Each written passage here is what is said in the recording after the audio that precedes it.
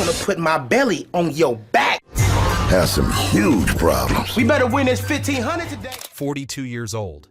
They were once the kids who stole the spotlight from Eddie Murphy, making the whole world burst into laughter in The Nutty Professor. And now they've vanished. No scandals, no farewell, only death rumors and old images mocked on social media. From childhood legends to names erased by Hollywood. From roaring cheers to a terrifying silence. Behind the laughter lie illness, depression, and secrets never revealed. At 42, the tragedy of the Mixon twins is not only heartbreaking, it is shocking beyond imagination. The question is, what really happened to them? And why does Hollywood want you to forget it all? From the legendary dinner table to Hollywood stardom. Oxnard, California, a small city where the golden sun stretches across the streets, where kids often dream of becoming basketball players or football stars. But in the early 1980s, two boys dreamed of something else, to stand in front of the camera and make the whole world laugh.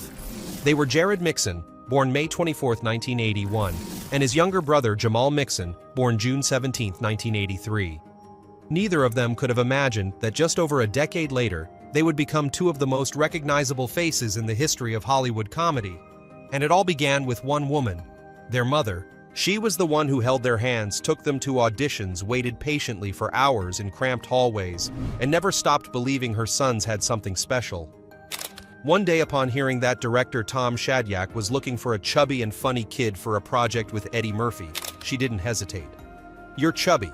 This is your chance," she told Jamal. And so they went. Jamal took a bite of cake, giggled, and Eddie Murphy instantly recognized the chemistry. Just days later, Jamal Mixon's name was cemented in film history with the role of Ernie Clump Jr. in The Nutty Professor 1996. That dinner table scene, where Eddie Murphy played every member of the Clump family, quickly became legendary. But if you looked closely, you saw Jamal's mischievous eyes, his radiant smile, and an authenticity almost impossible to fake. He wasn't just a backdrop for Eddie Murphy. He became the youthful soul of the entire scene. And when the grandmother cheered "Hercules, Hercules, Hercules" as Jamal flexed his pudgy arms, audiences around the world were smitten. Jamal was only 13 years old, and Jared. He had started his career a bit earlier in 1994, taking small TV roles before following his brother into Hollywood. Jared didn't have a breakout debut like Jamal, but he quickly made his mark. In 2003, just a few years after Nutty Professor II, The Clumps, 2000, Jared appeared in Old School as Weensy, the oversized comic relief in the frat house. His scene struggling to do pull-ups while shouting "We're going streaking" had audiences roaring. Though brief, Jared carved his name into viewers' memories. From the late 90s into the early 2000s, the Mixon brothers were everywhere. Jamal appeared in the hit sitcom The Parkers from 2000 to 2002 across 6 episodes as Kim Parker's boyfriend. He also showed up in Moshe, Malcolm and Eddie and reunited with Eddie Murphy in Nutty Professor II, The Clumps. Jared expanded his reach from TV series like Boston Public and Judging Amy to Scary Movie 4 2006, where his physical comedy stood out. Together, they became the chubby duo who defined comedy culture at the time. What made them special was not just their appearance, but their energy. They didn't just act to make audiences laugh. They lived in every line, every glance, every clumsy yet charming gesture. It was a natural charisma you couldn't learn in school. The scene of them demolishing the dinner table in The Nutty Professor is still clipped and shared online today. Every time it resurfaces, thousands of comments pour in. These kids were hilarious. Where are they now? Between 1996 and 2005, their careers bloomed. Jamal starred in House Party 4 2001, The Cookout 2004, and Gridiron Gang 2006, while Jared kept appearing in films and sitcoms of all sizes. They weren't A-list stars, but whenever they appeared, they brought the laughs. In Hollywood, they were known as scene stealers, performers who could grab the spotlight in just seconds. For fans, Jamal and Jared became part of their childhood. The 90s generation grew up with them, remembering every line, every awkward shake of the head, every simple yet unforgettable gag. People often said if Eddie Murphy was the star, then the Mixon brothers were the sparks that lit up the room. No one could forget them, even if they didn't remember their names. But behind the fame, the rapid rise carried pressure. Their mother, who had knocked on every casting door, knew better than anyone that Hollywood is never kind to children. Each new role meant another trial, another demand to prove themselves. And for two boys with round figures, their careers were quickly branded as the fat, funny kids. Yet at first, no one thought about that. All the audience saw was laughter. After the premiere of The Nutty Professor, viewers left the theater still buzzing about the Hercules kid for days. In 1996, the Los Angeles Times wrote that the dinner table scene is one of the funniest moments in PG-13 film history, and young Jamal Mixon is the centerpiece. When Jared appeared in Old School Entertainment, Weekly described him as one of the most memorable supporting characters, delivering more laughs than some of the leads. Such praise was enough for any actor to believe the future was wide open, and indeed, at that moment, nothing seemed to stand in their way. The Mixon brothers symbolized a kind of family comedy, simple, relatable, and instantly heartwarming. They didn't need elaborate scripts. Just a frown, an awkward smile, or a sneaky bite at the dinner table was enough to make the whole world laugh. But as with every Hollywood story, the spotlight shines brightest at the beginning, and behind it, shadows wait. Their early careers were a sweet dream, but every dream must end. For Jamal and Jared Mixon, the bell tolled soon after they reached the peak, marking the start of a chain of tragedies neither of them ever saw coming. The Hollywood spiral and the trap of typecasting. After the roaring laughter and record-breaking box office numbers, the question emerged: could they escape the image of the funny fat kid? And from there, the brutal spiral of typecasting began to tighten. Hollywood has always needed recognizable archetypes. The bigger, rounder older brother was automatically cast as the clumsy big guy. The smaller, mischievous younger brother became the chubby kid who eats too much and makes people laugh with awkwardness. It was an easy formula, but one repeated endlessly. Jamal stepped onto the screen, audiences laughed. Jared appeared, audiences laughed. No matter the script, they were never allowed beyond that boundary of laughter. In The Parkers 2000-2002, Jamal played a chubby, goofy, lovable boyfriend. Exactly what audiences expected. In Moshe, once again, he was tied to silly, naive moments. Jared landed Weensy in Old School 2003, a brief role but forever remembered for his awkward, shirtless antics. These roles made them stand out but also locked every other door. They were boxed in. The cruelty was this: Hollywood loved the laughter they brought but never respected them as artists. At every new audition, the comment echoed, "We need someone like the kid from The Nutty Professor." It wasn't praise, it was a sentence. With every opportunity came the same narrow frame, impossible to break. Jamal once admitted in a rare interview, "I know I can do more than that, but people only see a chubby kid who makes jokes, nothing more." His words exposed the harsh truth talent buried beneath appearance. Jared faced the same. Even when he appeared in Boston Public Judging Amy or Scary Movie 4, audiences still remembered him only as the goofy fat guy. Typecasting was a trap with no escape. The more famous they became, the tighter it gripped. The more they made people laugh, the more they were bound by it. Eventually, the laughter became chains. Audiences demanded repetition. Producers forced them into familiar roles. The result, both Jamal and Jared could not move forward. From 2000 to 2006, they appeared in numerous projects, but all within the same formula. Jamal had House Party 4 2001, The Cookout 2004, Gridiron Gang 2006. Jared had Old School Scary Movie 4 2006, then faded into guest spots. Neither was given the chance to attempt a new role.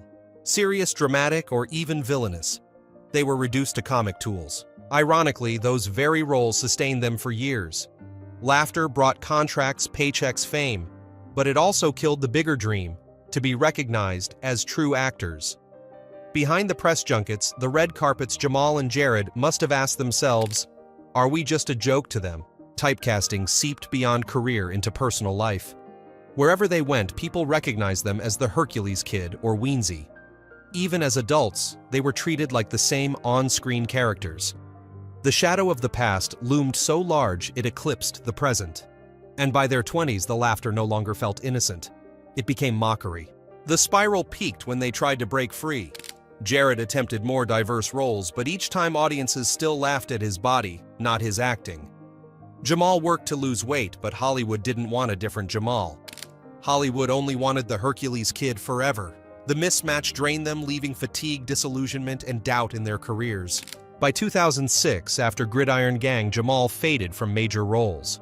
Jared, too, was left with scattered appearances. The glow of the Nutty Professor became a shadow, beautiful yet haunting. They had reached their peak at barely over 10 years old, but from that moment on were trapped by their own early success. Hollywood's invisible cruelty. It lifts someone up so fast they can't breathe, then drops them just as quickly. For Jamal and Jared Mixon, that spiral was harsher. They entered two young rows too fast and were locked into a single mold. They became textbook victims of typecasting, a silent disease that kills both careers and souls. And as Hollywood's doors slowly closed, only one option remained to find their own escape. The question was whether they would accept the trap or fight to break it. The answer came in 2013, when both gambled everything on a personal project, white tea. But that too became a fateful turning point, turning laughter into tragedy and brotherhood into a crack that would never fully heal. Destined turns.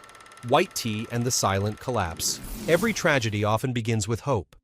For the Mixon brothers, that hope was called white tea. It was not just an ordinary independent film. It was a dream of rebirth, a last chance to prove that they could do more than just make people laugh. In 2013, when Hollywood had almost slammed the door shut, Jamal and Jared decided to open a new one for themselves. But they never expected that very door would lead them into a destined turning point where light and darkness collided, leaving behind only a silent collapse. White Tea tells the story of an overweight young man who wants to change his life by drinking a magical tea.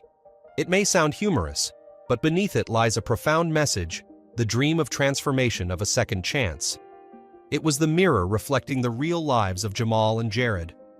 Both wanted to escape the shadow of being the fat comic relief, to tell a story about pain and longing hidden beneath a heavy exterior. Jared Mixon took the lead on the project. He handled production, managed finances, and even oversaw promotion. Meanwhile, Jamal focused on the lead role, pouring all his heart into portraying the character with the raw authenticity he had always craved. During filming, they worked themselves to exhaustion. Jared ran around raising funds, negotiating every single dollar. Jamal stayed up nights rehearsing lines, cutting down his meals to embody a man desperately trying to change his appearance. Yet Hollywood did not welcome white tea. Major theaters refused to distribute it. Independent distributors accepted it half-heartedly. When released, the film only screened in a handful of small theaters, ticket sales alarmingly low. Revenue was dismal, not even enough to cover production costs. Their comeback dream turned into a financial nightmare. But the most painful part was not about money. It was the fracture in their brotherhood. Jared, the one who carried the production machine, felt Jamal had not done enough in promotion, refusing to show up alongside him to draw audiences. Jamal, on the other hand, believed Jared had turned him into a tool, shifting all creative burdens onto him while keeping control behind the scenes. Accusations piled up and the distance grew. After White Tea failed, the press remained almost silent. There were no praising interviews, no public criticism either. But that silence was the harshest verdict. They had poured their souls into it only to receive oblivion in return. From that moment, the two paths began to diverge. Jared retreated behind the scenes, focusing on finances, on small-scale productions, slowly drifting away from the spotlight. He found safety in management rather than performance. Jamal chose another path, focusing on his health, losing weight, nurturing dreams of writing scripts, and returning with a new image. But both paths were steep. Jared was consumed by financial pressures, often struggling with debt. Jamal was trapped in transformation, as Hollywood no longer cared about the once little Hercules.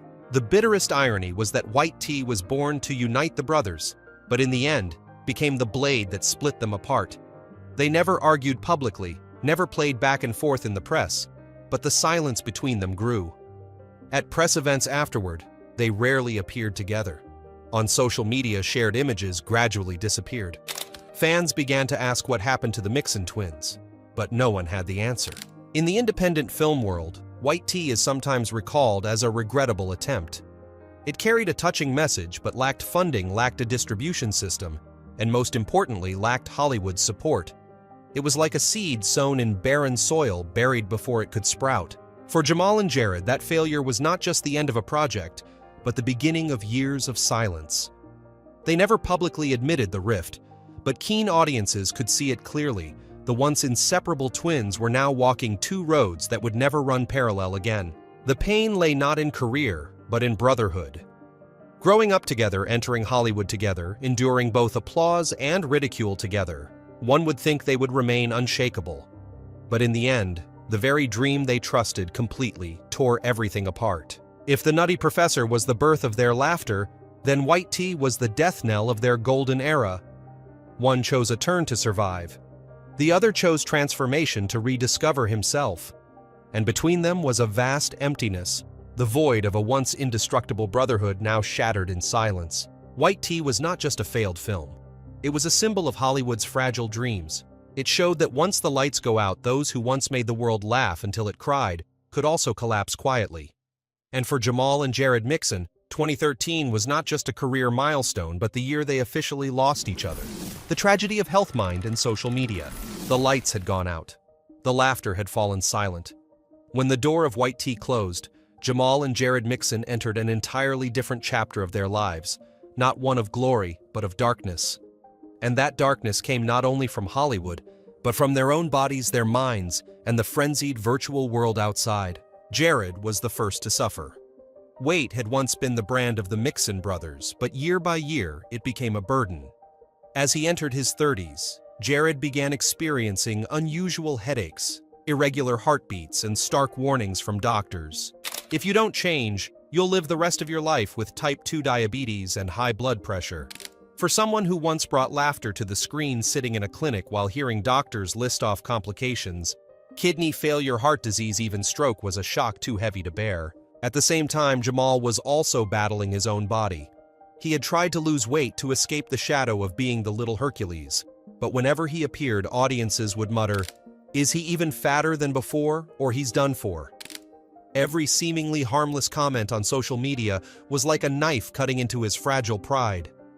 Jamal began avoiding public appearances, dodging cameras, even skipping industry gatherings. He withdrew into himself, left only with four walls and his obsession with weight. But the tragedy didn't stop there. The internet, once the place that preserved audiences' childhood memories of the Mixon brothers, turned into a furnace of ridicule. Dinner table scenes from The Nutty Professor were clipped with mocking captions, turning them into memes for cheap laughs.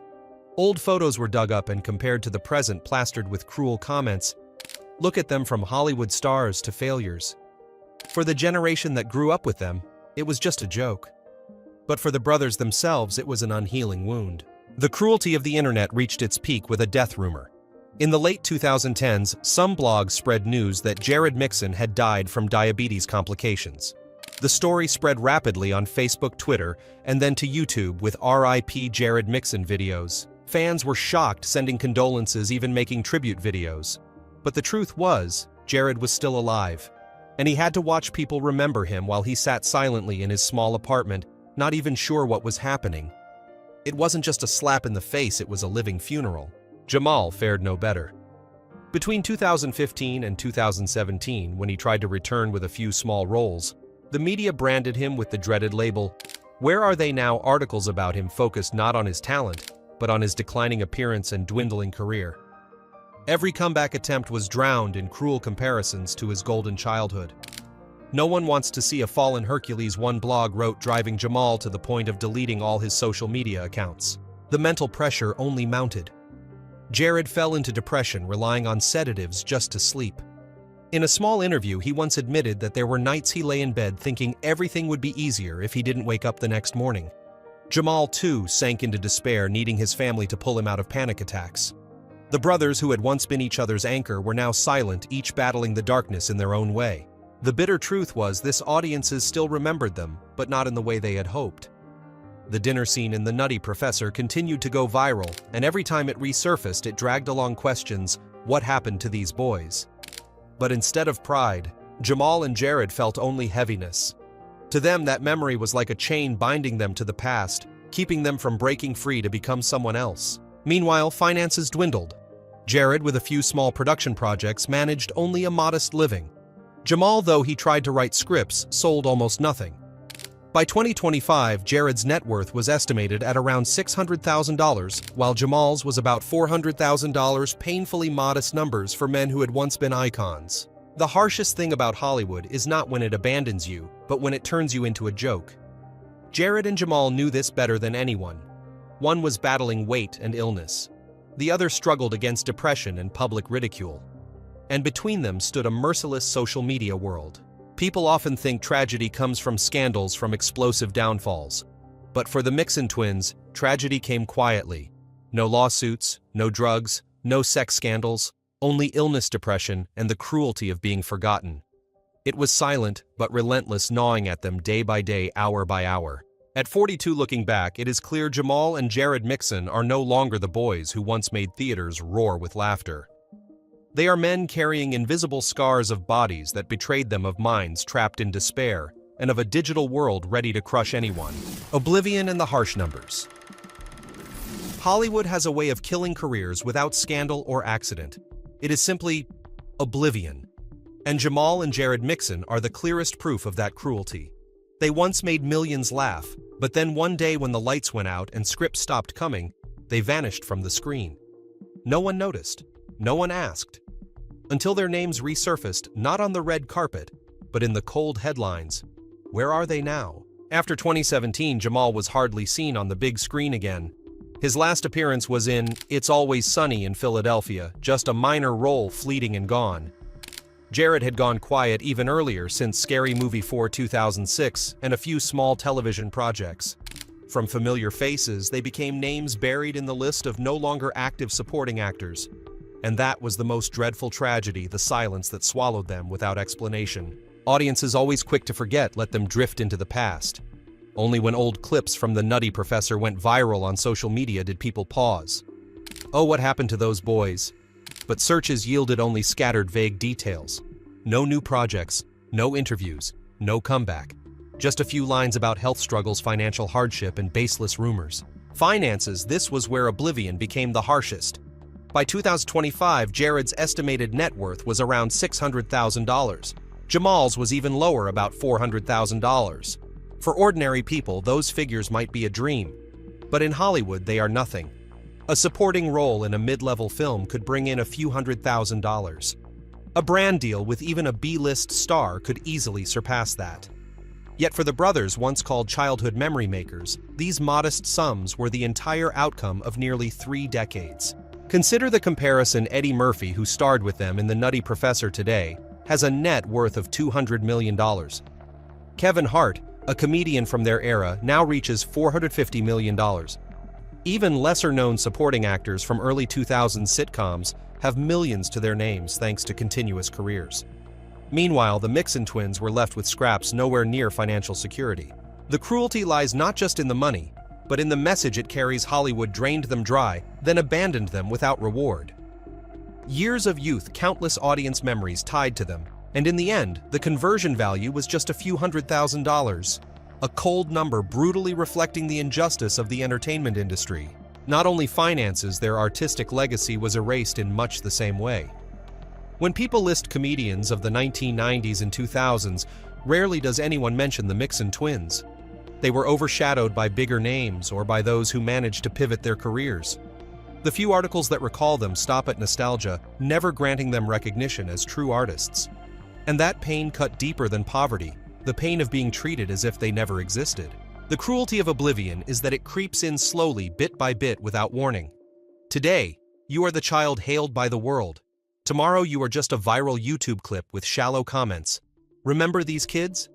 For Jamal and Jared, that process stretched across 2 decades, and by 42, they fully understood they were no longer stars, just memories. When Hollywood forgot them, even the doors of return gradually closed. A 40-year-old actor with no major roles for years, lacking the looks, and chained by typecasting, how could he ever be cast in a new project? This reality silenced every comeback attempt. Jamal wrote scripts, but no producer cared. Jared worked on a few small productions, but none made a mark. And so they accepted the truth: they had been forgotten. The greatest tragedy of oblivion is not that no one mentions you anymore. The tragedy is that people only remember your old self, the chubby comic kid of 1996, while completely denying the adult you have become in 2025. It is the denial of existence itself. And for the Mixon brothers, that was the deepest, most lingering pain. When the laughter fades, what legacy remains? Some Hollywood stories end with scandal, others with sudden death. But the journey of Jamal and Jared Mixon ended in silence. Yet silence does not mean disappearance. Even today, when audiences replay the legendary dinner table scene in The Nutty Professor 1996, laughter still erupts. That is the clearest proof their legacy never truly died. That scene, Eddie Murphy embodying the entire Clump family, Jamal sitting there with a mischievous look waving his arms to show off his muscles, and Jared completing the comedic symphony, went far beyond a single film. It became part of the collective memory of the 1990s generation. Millions of children from that time are now adults with kids of their own, still sharing the clip with comments like, "This was real childhood." That is the kind of legacy that cannot be measured in money or awards. It lives in memory, in emotion, in bursts of innocent laughter. But legacy also leaves behind hard lessons, not only for the Mixon twins, but for anyone stepping into Hollywood. Lesson 1. Early success never guarantees the future. Jamal and Jared peaked at just over 10 years old, but that very peak made them prisoners of a single image. Lesson 2. Family can be strength, but it can also be the harshest test. White tea was created to unite them, but it left behind cracks that never healed. Lesson 3. A career in entertainment requires not just talent but strategy, relationships, and the ability to reinvent oneself, things the brothers never had time to prepare for. Yet amid tragedy, a ray of hope still shines. After years of battling weight and insecurity, Jamal finally found a new direction. He lost weight, began writing scripts, and discovered joy in creating rather than merely performing. Hollywood may no longer be waiting for him, but he is preparing for the day he might return not as little Hercules, but as a writer and independent creator. As for Jared, though crushed by death rumors and depression, he clung to the backstage. He learned financial management, joined small production projects, and most importantly, built a quiet life far from chaos. For someone once chewed up by Hollywood, finding balance in his personal life was itself a victory. Above all, Jamal and Jared Mixon are still alive.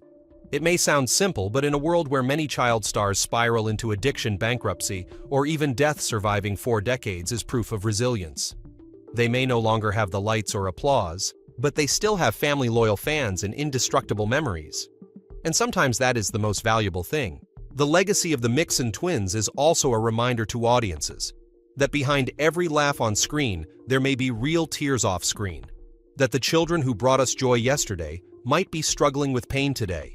And that before judging or mocking someone on social media, we should remember they are human too, with emotions and wounds. At 42, Jamal and Jared Mixon still carry tragedy, oblivion, illness, depression, and painfully modest finances. But hope also exists. Jamal healthier, hunched over scripts. Jared calm, holding on with production. They no longer chase the spotlight, but have learned to live with themselves.